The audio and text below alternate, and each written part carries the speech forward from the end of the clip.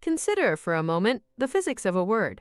It is nothing more than a disturbance in the air, a compression of molecules, a sound wave traveling at roughly 343 meters per second.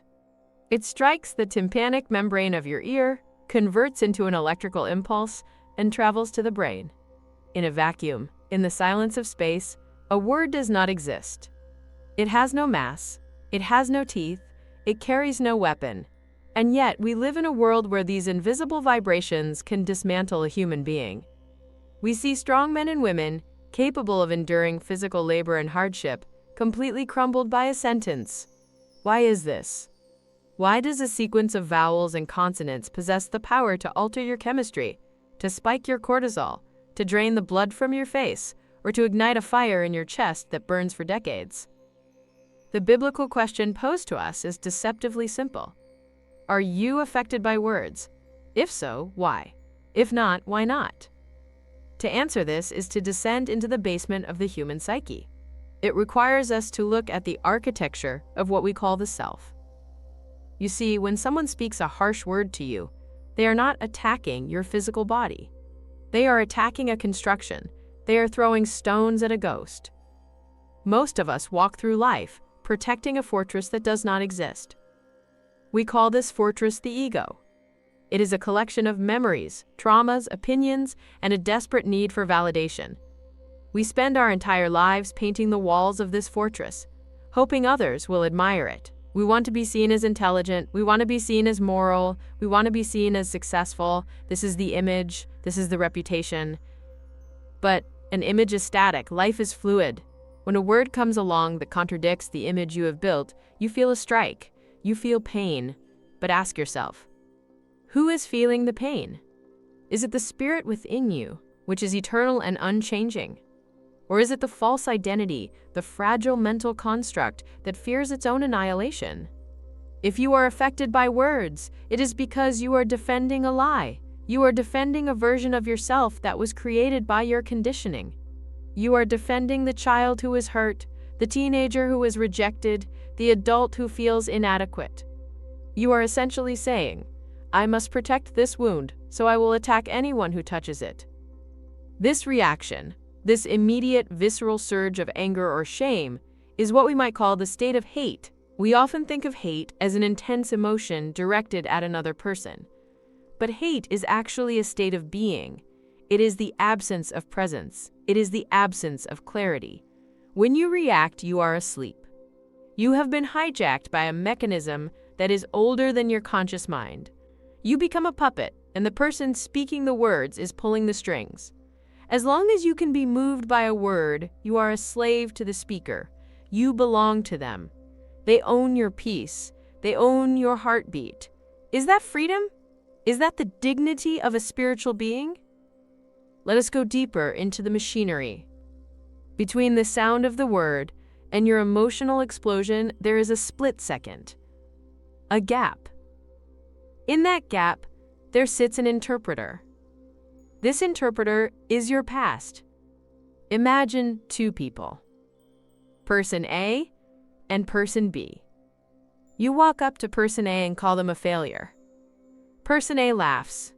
They look at you with confusion, perhaps even pity. They're unaffected. Now you walk up to person B and say the exact same word, failure. Person B collapses. They rage. They cry. They spend the next 10 years trying to prove you wrong. The word was the same. The delivery was the same. The physics were identical. The variable was the internal landscape of the receiver. Person A has no hook for the word to catch on. Person B is covered in hooks. These hooks are their insecurities, their secret fears that the word might actually be true. We only react to what we suspect is true about ourselves. If you know with absolute certainty that you are not a purple elephant, and I call you a purple elephant, you will not be offended. You will think I am insane. You will feel nothing but a mild curiosity. But if I call you selfish or lazy or unlovable and you react, it is because a part of you, deep down in the shadows, fears that I am right. The pain you feel is not caused by the insult. The pain is the revelation of your own self-judgment. The other person is merely a mirror. They are showing you what you are already doing to yourself in the privacy of your own mind. This is why the reaction is so dangerous. It validates the darkness.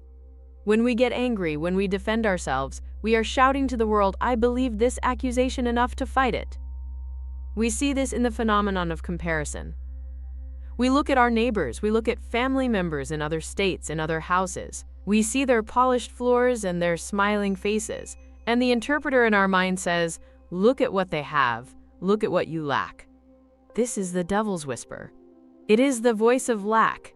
It tells you that your value is tied to your square footage, your bank account, your relationship status.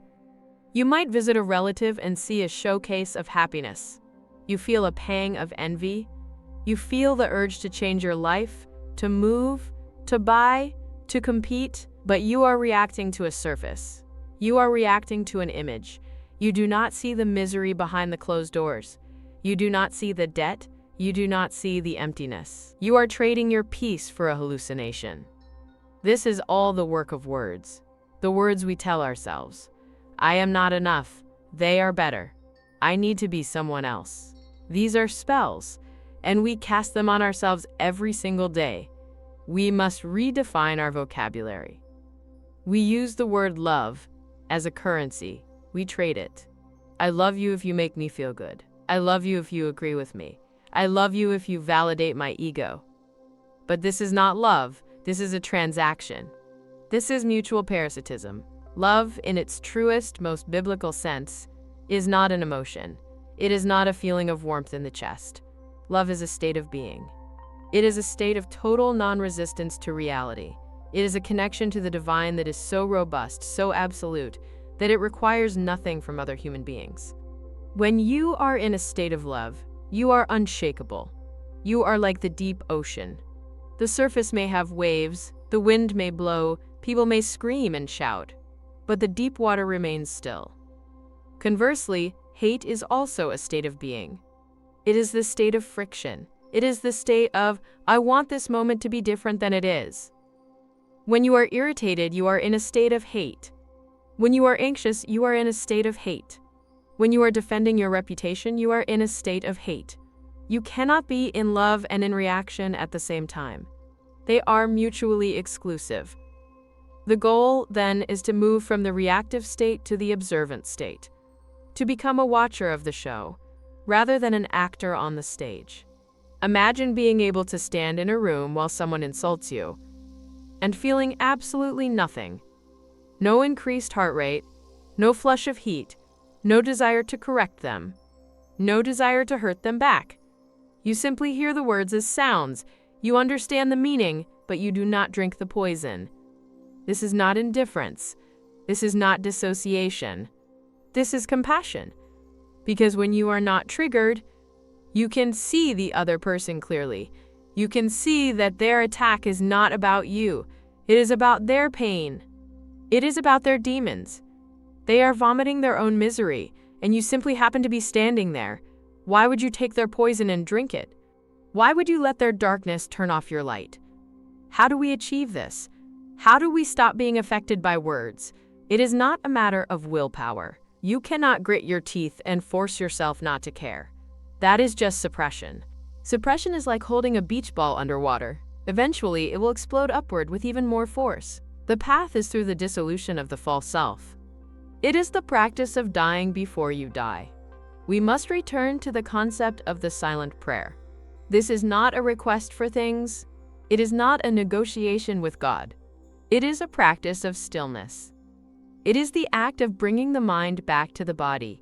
Most of us are time travelers. Our bodies are here, in this room, sitting in this chair. But our minds are 10 years in the past, replaying an argument with our mother. Or we are 10 years in the future, worrying about money. We are never here. When you are not here, your house is empty. And when the house is empty, thieves break in. The thieves are the negative thoughts, the insecurities, the external words.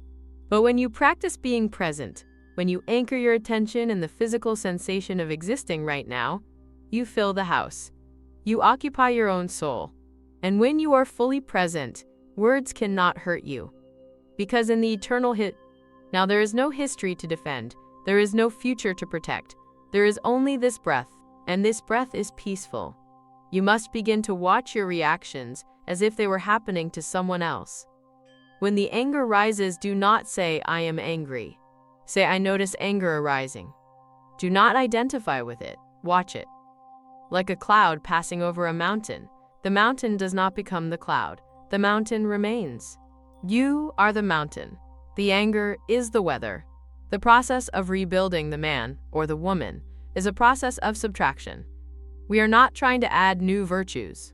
We are trying to subtract the illusions. We are chipping away the marble to reveal the statue that was there all along. We have to let go of the need to be somebody. The ego is terrified of being nobody. It screams, I must be respected, I must be successful, I must be right. But there is immense freedom in being nobody. When you are nothing, you are everything. When you have no image to protect, you have no walls to breach. You become transparent to the arrow. It passes right through you. There is a profound realization that awaits you at the end of this journey. You will realize that the words that haunted you, the criticisms of your parents, the mockery of your peers, the judgments of society, were never about you. They were simply the noise of a fallen world.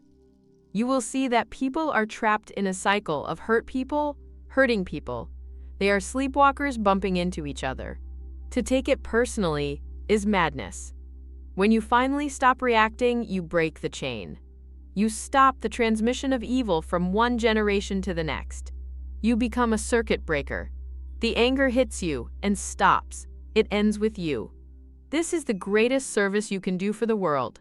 Not to fix it, but to stop adding to its noise. So the biblical question remains, are you affected by words? If you answer yes, do not judge yourself. Do not heap guilt upon your head. Simply observe the yes.